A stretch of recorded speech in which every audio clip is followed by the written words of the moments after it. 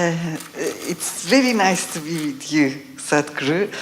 I wanted to know about Adiyogi because I've learned and I studied some yoga for years and I never heard about Adiyogi except from you. Oh, you thought Madonna invented yoga, is it?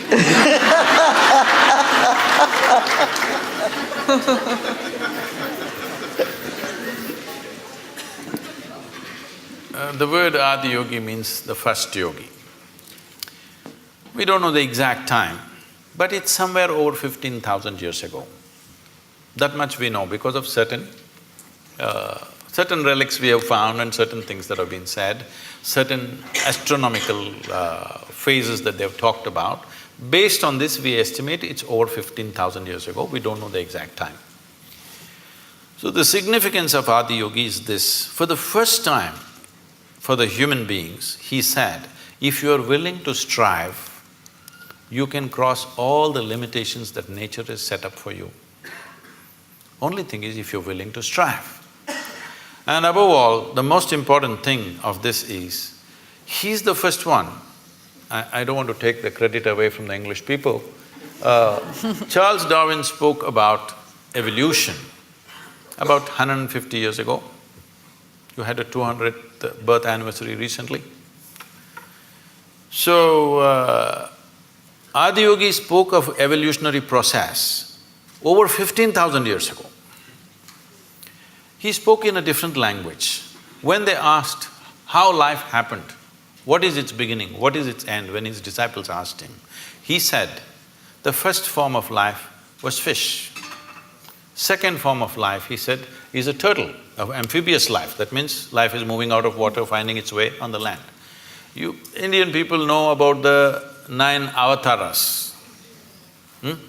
The next one is an animal, usually it's called a wild boar because wild boar is supposed to be the most physical creature among the mammals. So he says, it's a wild boar. Next one is half man, half animal. Next one is a dwarfed man. Next one is a full-fledged man but emotionally volatile man. Next one is a peaceful man. Next one is a loving man. Next one is a meditative man. The next one, which is yet to come, is supposed to be a mystical man. That could be you. Because if you pull out a small thing in your hand and start speaking to somebody in India or America, you're quite mystical. If only…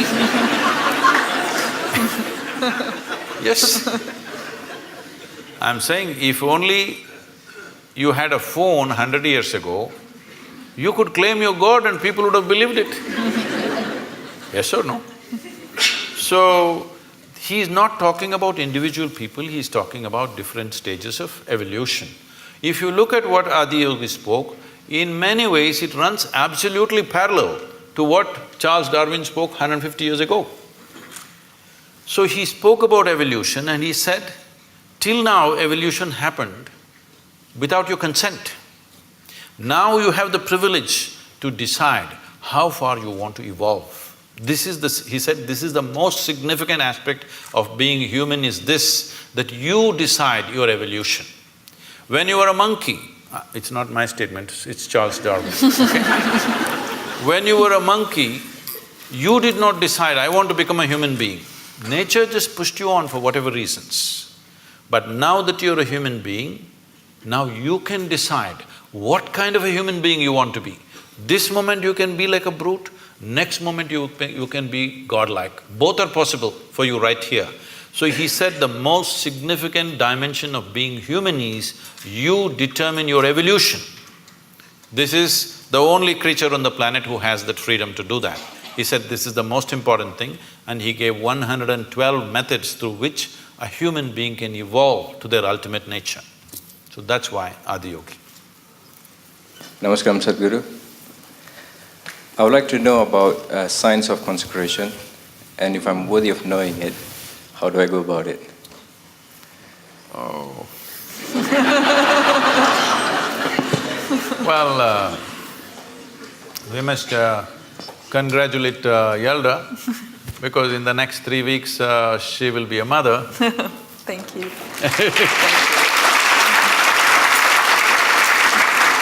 This is terrible gender discrimination because only women are ever allowed this privilege.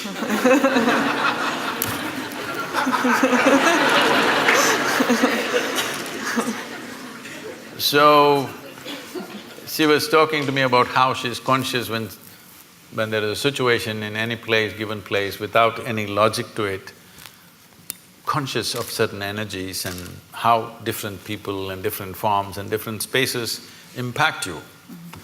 So the science of consecration is just this. The best material to consecrate is a human being. Because of all the physical forms on this planet, this is the most evolved physical form. The easiest thing to consecrate is a human being. But the problem with the human being is, every few minutes they'll make a U-turn.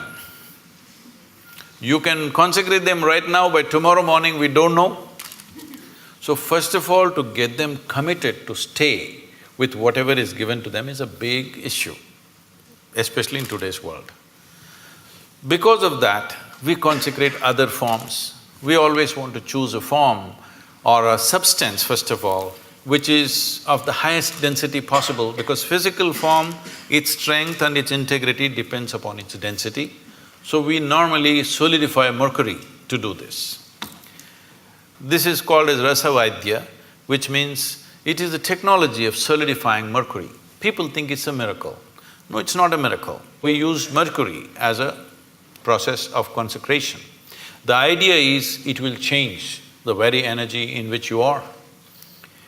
Well, today our modern science is still busy studying physical things. Everything physical about you has been gathered from outside, isn't it so? Hello? What you call as my body is just a piece of this planet. You slowly gather it by the food that you eat. So if everything physical about you is just something else, not you, what you gathered cannot be you. What is you? Definitely there is a dimension beyond physicality. If you ignore that, there's simply no life. But right now, still the logic, the human logic which thinks it is scientific is still at this level of logic that except what I can measure on the instrument does not exist. So actually all of you do not exist because you cannot be measured. This happened to me. I don't subject myself to these indignities anymore. Way back, because of some obligation, I was in some institute, they said, we want to measure your gamma waves. I didn't know I had gamma waves. They said, no, there are gamma waves in your brain, we will measure it. So they put 14 electrodes into my body and they said, meditate.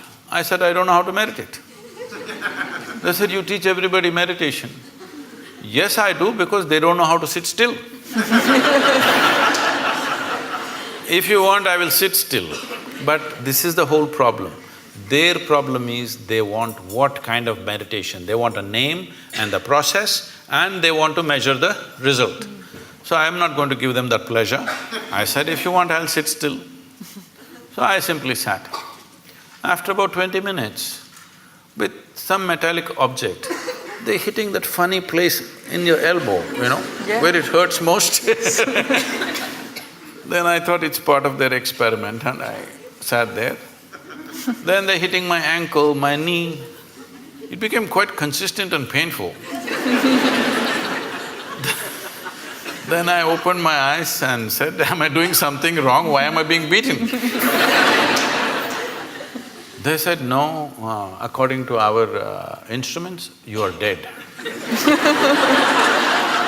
I said, this is a great diagnosis you have. But then they thought through and they said, no, it looks like your brain is dead. I said, I will stay with the first opinion. I am dead like this is okay with me. Brain dead if you give me a certificate. That's not going to be good. Why I am saying this is, the essential life that you are, you think you are going to measure it in some instrument? Only physical processes will measure, isn't it? And you know, everything physical about you is from outside, it's not yours. It's not yours, it's just a piece of the planet. So, You can't be measured, so you don't exist. What a great conclusion are you making? So what is consecration? Is a dimension of energy which is not physical in nature, but it's life, concentrated life, let's say. Consecration is a way of creating a very concentrated life process. If you walk in, it's like that. So, in certain cultures, particularly in India, every street we consecrated at one time. But people slowly misunderstood, thinking these are temples for worship, whatever, it all went into all kinds of things. But still there are fantastic spaces of consecration in that culture, you must come and experience this. These days they're measuring some bio stuff and all, they're saying some fantastic things happening, I don't know what their meters are. But I know this, Elda is saying she knows this, if you walk into a space, you know how alive or dead that space is. So is it measurable by something? No. Only life knows life. When life meets life, it knows. When life meets death, it knows. Is there some instrument to measure this? No, because all your instruments can only measure physical processes. So consecration is the concentrated life process. No human being should live in unconsecrated spaces. If you care for humanity, especially children below 14 years of age, believe me, if you make sure they spend a certain amount of time in consecrated spaces, you will not have any of this nonsense about adolescence problems. See, right now, toddler… if you're an infant, diaper problems, toddler means he's running away problems, adolescent means some other problem, middle age means crisis, old age means horrible. When are you going to live, I'm asking? You're looking at life process as a problem. It's not a problem. You're making it a problem because you're trying to fit life into your intellect. No, your intellect fits into this life perfectly well. If you try to fit this life into this intellect, it's not going to work. So consecration is a dimension and a science and a technology with which you concentrate life in such a way, if you walk in, your whole energy system bursts forth. You will see we have created spaces like this. If people just walk in, sheer intensity, simply tears start flowing. They don't know why. Simply the intensity of the place, simply tears start coming. You must every day, your cheeks should be washed with tears of love, joy and ecstasy. If this doesn't happen, you're not living yet.